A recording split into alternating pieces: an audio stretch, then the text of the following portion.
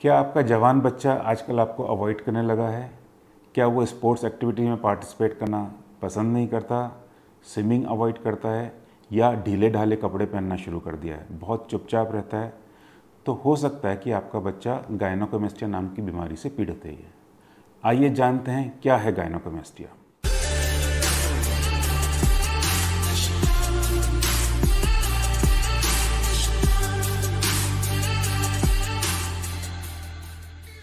मैं हूं doctor Sunish Goyal. I am practising at Lavanya laser and plastic surgery Jaipur for last 20 years. Gynaecomastia शब्द अपने आप में डिस्क्राइब करता है कि what is gynaecomastia. Gynaec means female and mastia means breast. So a person who is having a female like breast he is suffering from gynaecomastia. अब gynaecomastia किस age group में हो सकता है? गायनोकोमेस्टिया किसी भी एज ग्रुप में हो सकता है, from teenager to adult to elderly. Basically problem ये है कि किसी को इस चीज़ से, जो चेस्ट के उभार से प्रॉब्लम होती है, किसी को नहीं होती है। तो गायनोकोमेस्टिया का ट्रीटमेंट केवल उन्हीं लोगों को लेना है जो इस चीज़ को फील करते हैं कि उनका चेस्ट एबनॉर्मल है या उसमें कुछ उभार है। गायनोकोमेस्टिया क्यों होता है? गायनोकोमेस्टिया 98% केसेस में गायनोकोमेस्टिया कोई कॉज नहीं होता है, जिसको हम कहते हैं कि नो मेडिकल रीजन और इडियोपैथिक। बाकी टीनेजर्स में ये हार्मोनल इम्बैलेंस होने की वजह से हो सकता है, जिसमें से कुछ female hormones they becomes prominent, so that's why this gynaecomastia problem arise. इसके अलावा कुछ अलग कंडीशंस हैं, जैसे कुछ जिम जाने वाले लोग एनाबॉलिक स्टेरॉइड्स लेते हैं, उनमें भी एक प्रॉब्लम हो सकती है।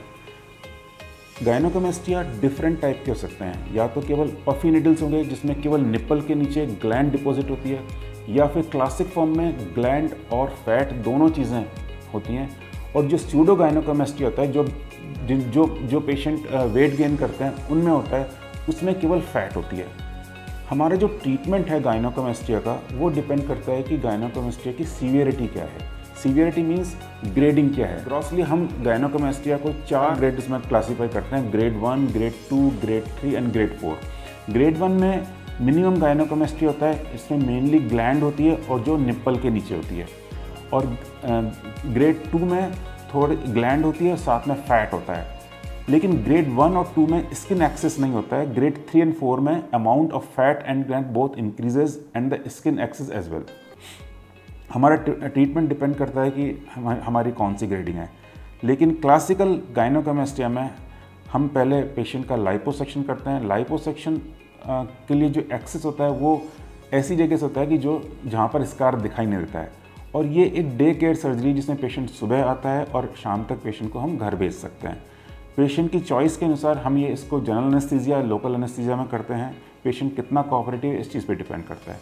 तो पहले लाइपोसक्शन करने के बाद में जब फैट एस्पिरेट कर ली जाती है, उसके बाद में जो बचा हुआ टिश्यू होता है, जिसे हम ग्लैंड कहते हैं, उसको एक छोटे से चीरे के द्वारा निकाला जाता है। और ये चीरा ऐसी जगह लगाया जाता है जहाँ पर बाद में विजिबल नहीं होता है। सबसे इंपॉर्टेंट चीज़ गायनोकोमेस्टिया सर्जरी में यह है कि आफ्टर केयर, सर्जरी के एकदम बाद हम लोग पेशेंट को एक प्रेशर गारमेंट देते हैं, जो उसको अगले 4 हफ्तों तक कम से कम पहननी होती है। और इसके अलावा पेशेंट को ये इंस्ट्रक्शन देते हैं कि उसको कुछ दिनों तक, हफ्ते 10 दिन तक बाइक या ड्राइविंग नहीं करनी है। नॉर्मल जो अपनी एक्टिविटीज़ को पेशेंट नेक्स्ट डे से रिज्यूम कर सकता है।